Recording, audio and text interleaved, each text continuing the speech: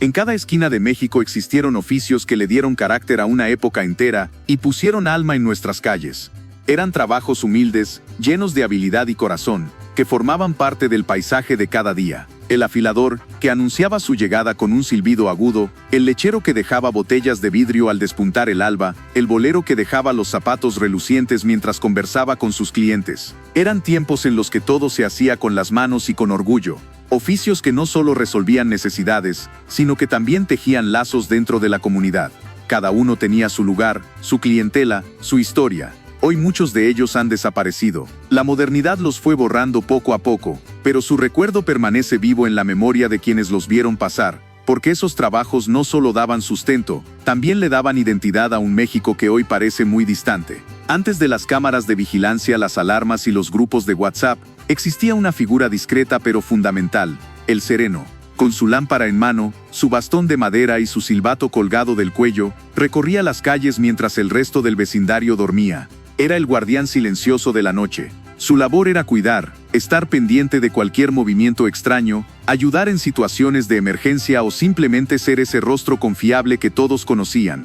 Algunos llevaban un cuaderno para anotar sus rondines, otros los hacían acompañados de un perro fiel. Muchos tenían décadas haciendo lo mismo y conocían los nombres de todos en la cuadra. No portaban armas, pero su presencia bastaba para mantener el orden. Hoy los serenos casi han desaparecido. Quedan apenas en algunos pueblos o barrios antiguos, pero quienes los recuerdan saben que eran mucho más que vigilantes. Eran símbolo de confianza, de respeto y de comunidad. Eran los ojos del vecindario cuando todos los demás dormían. Antes de los refrigeradores modernos y las leches en envase de cartón, existía un personaje indispensable en cada colonia, el lechero. Su jornada comenzaba cuando apenas clareaba el cielo. Montado en una bicicleta adaptada, un carretón jalado por burro o incluso a pie con sus canastas colgando, iba casa por casa entregando botellas de vidrio llenas de leche recién ordeñada. Su silbido, su voz o el simple sonido de las botellas chocando entre sí avisaban su llegada. Las familias dejaban las botellas vacías y el dinero en las puertas o en pequeñas canastas colgadas con cuerda desde los balcones. A veces la leche venía con natas espesas encima, de esas que las abuelas aprovechaban para hacer café con leche o pan con nata. El lechero era puntual, confiable y conocido por todos. Formaba parte de la rutina, del olor a mañana temprana, de los desayunos compartidos. Hoy su figura ha quedado en el recuerdo, como una estampa de otro México más cercano, más sencillo, donde la leche no venía del súper, sino de una bicicleta que cruzaba la calle al amanecer. Hubo un tiempo en México en que no se necesitaba mirar el reloj para saber que el día avanzaba. Bastaba con escuchar ese silbido agudo y prolongado que rompía el silencio de la calle. Era el afilador de cuchillos, ese hombre que empujaba su bicicleta o su carrito con una rueda giratoria de piedra y que convertía el filo opaco en una herramienta nueva, lista para seguir cocinando historias. Pasaba por las colonias lentamente, con su silbato de metal que todos reconocíamos de inmediato. Las amas de casa salían con tijeras, cuchillos de cocina, navajas viejas o machetes, y esperaban con paciencia mientras él, con maestría y precisión, les devolvía la vida. No cobraba mucho, pero su trabajo era imprescindible. En cada barrio había uno y su visita era parte de la rutina. Hoy su silbido ya no se escucha. Las cocinas se llenaron de cuchillos desechables y la piedra del afilador quedó en silencio, como un eco de ese México que ya se nos fue. Entrar a la barbería de antes era como entrar a otro mundo. Un mundo de sillas giratorias, de piel desgastada, de espejos enormes con marcos de madera y de paisajes pintados a mano colgados en las paredes. Montañas, ríos, venados entre árboles o algún atardecer sobre el campo. De ahí su apodo, la barbería de Paisajito. El barbero no solo cortaba el cabello, también arreglaba bigotes, perfilaba patillas y afilaba una navaja con una correa de cuero antes de dar una afeitada al ras, con espuma espesa y toalla caliente. Era meticuloso, paciente y orgulloso de su arte. Sus movimientos eran precisos, casi ceremoniosos, pero lo más valioso era la conversación. Ahí se hablaba de todo, del fútbol, de la política, del barrio, de las últimas noticias o del tiempo. A veces incluso se daban consejos de vida. El barbero conocía a todos y todos depositaban en él su confianza. En los días en que hacer una llamada no era tan sencillo como marcar un número desde el celular, existía una figura esencial en las telecomunicaciones mexicanas, la operadora telefónica. Esas mujeres, con voz amable y precisa, eran quienes hacían posible que dos personas pudieran hablar, aunque estuvieran a kilómetros de distancia. Sentadas frente a enormes paneles repletos de cables y luces, conectaban manualmente una línea con otra. ¿Qué número desea? Espere un momento, le comunico. Eran frases habituales que repetían decenas de veces al día. Su labor requería agilidad, concentración y una voz siempre serena. No solo enlazaban voces, también escuchaban historias, urgencias, despedidas, declaraciones de amor o noticias importantes. Aunque no participaban, muchas veces fueron testigos anónimos de la vida íntima de todo un país. Hoy, con la telefonía digital y la mensajería instantánea, su labor ha quedado en el olvido. Pero quienes vivieron esa época recuerdan que detrás de cada llamada importante había una mujer con audífonos, una sonrisa invisible y una voz que hacía posible la conexión.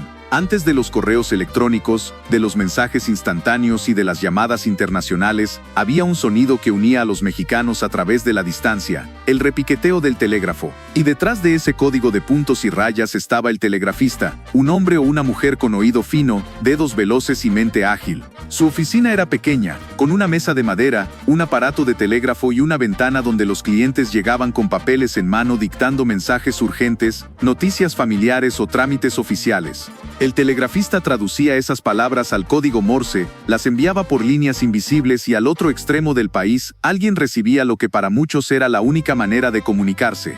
Era respetado, necesario, un intermediario entre voces lejanas. Tenía el poder de unir a personas separadas por montañas, desiertos o ciudades enteras.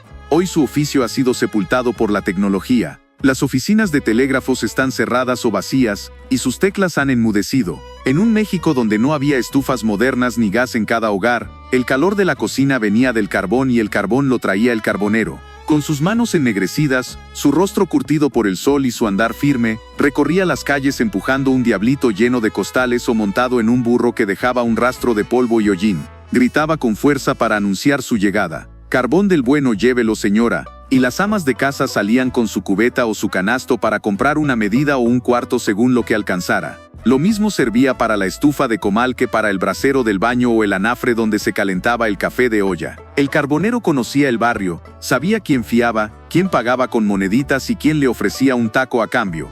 Era parte de la rutina diaria como el panadero o el lechero. Su silueta cubierta de hollín era familiar en los mercados, los callejones y los pueblos. Bastaba escuchar ese silbido largo, agudo, casi fantasmal, para que todos en la casa supieran que había llegado el camotero. Ese sonido salía del pequeño escape de vapor en su carrito metálico y recorría las calles como un canto dulce entre el bullicio de la tarde y el silencio de la noche. El camotero empujaba su carro humeante con paso tranquilo. Dentro, los camotes se cocían lentamente, igual que los plátanos morados envueltos en el vapor que les daba ese sabor único. Los servía calientitos, partidos a la mitad, bañados con leche condensada o miel de piloncillo. Una delicia sencilla que sabía a infancia. Era más que un vendedor ambulante. Era parte del paisaje urbano, parte de la rutina nocturna, parte de las costumbres que se fueron apagando con el paso del tiempo. Hoy quedan muy pocos, y ese silbido apenas se escucha en algunas colonias viejas. Hubo un tiempo en México en que no necesitábamos golosinas de importación ni empaques brillantes para ser felices. Bastaba ver venir al merengüero con su bandeja de madera llena de nubes azucaradas envueltas en papel rosa o azul para que el corazón de los niños latiera más rápido. Los merengues, suaves, dulces y frágiles, se deshacían en la boca como una caricia. Algunos los vendían por pieza, otros en torres apiladas dentro de bolsas de celofán. El merengüero caminaba bajo el sol o en las plazas, a veces en las afueras de la escuela o en los mercados, ofreciendo su producto con una sonrisa tímida y una voz casi apagada.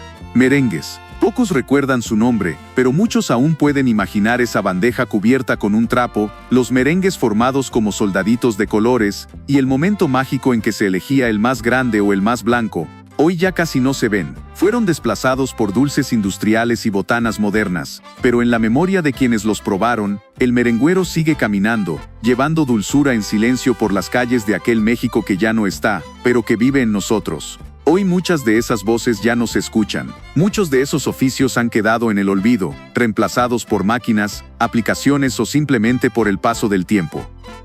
Pero en la memoria de quienes los vivieron aún resuenan los silbidos, los gritos de venta, el olor del carbón, el brillo del betún y las historias contadas entre tijeras, cepillos o botellas de leche. Recordarlos no es solo un acto de nostalgia, es un homenaje a la gente trabajadora que con su esfuerzo y sencillez construyó el México de antes, un México de oficios, de cercanía, de confianza y de comunidad. Porque aunque el mundo cambie, hay cosas que viven para siempre en la memoria, en el corazón y en los rincones de nuestras calles antiguas. Si este video te gustó, no olvides suscribirte al canal. Déjanos en los comentarios si alguno de estos oficios lo hiciste tú. Nos encanta escucharte.